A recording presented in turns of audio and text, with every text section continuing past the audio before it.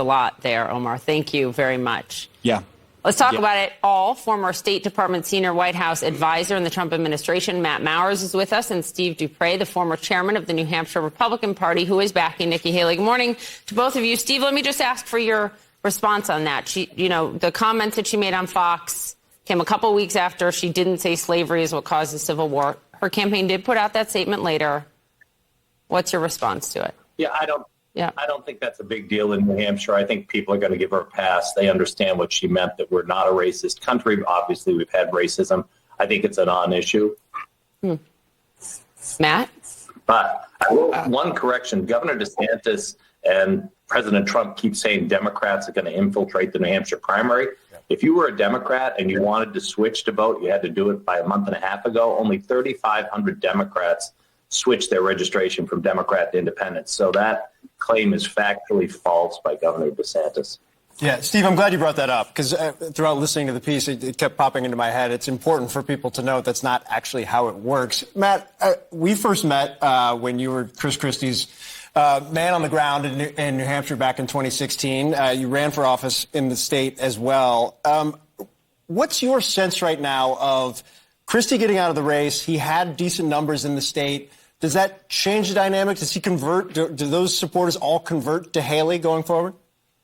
Well, not all of them, but certainly most of them. And part of the reason is that if you're a voter who is looking at Governor Christie up until about a week ago, given his message about Donald Trump, given his where he staked out ideologically, certainly more middle of the road, talking about the need for compromise, talking about the need to bring people together, you don't have a lot of homes right now. I mean, it's an incredibly shrunken field. You're down to essentially two, and with all due respect to Ron DeSantis, half a candidate in New Hampshire, where a new poll came out today showing him only polling at 5%.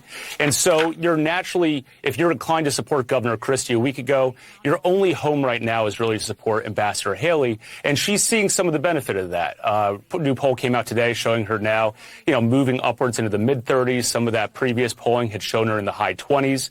But she still has a lot of room to catch up. And the challenge right now for her is that she has to both maintain that base she has of more moderate Republicans, independent voters, while also now pulling some of those more conservative voters away from Donald Trump, who's getting closer and closer to that 50% mark.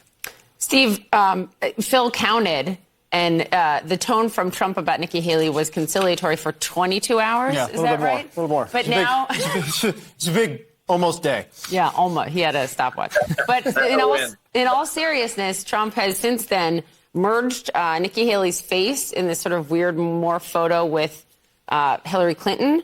And he's, using dog whistles by using her, pointing to her and misspelling her given Indian name. How does she need to hit back in the next 6 days to try to close that gap with Trump in your state?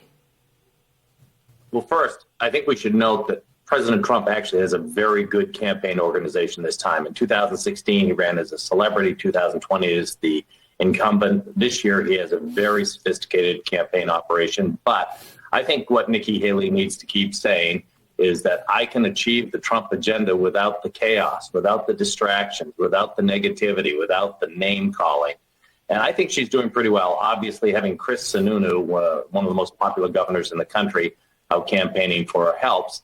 And if you look back at, look at old wars, in 2000, it was the 17-point spread for McCain over Bush because the independents broke at the very last moment and added to his total and created that big margin. So I think she has a lot of room to grow. It's clearly do or die here. And like Matt said, and I was proud to be a supporter and a friend of Matt's for a long time, still am. Still a friend. I think still a friend and a campaign supporter if he runs again. But I think he's correct. The Governor DeSantis really doesn't have a campaign here. In order to do well in New Hampshire, you have to come across as likable. And Governor DeSantis, for whatever reason, hasn't been able to cross that barrier yet.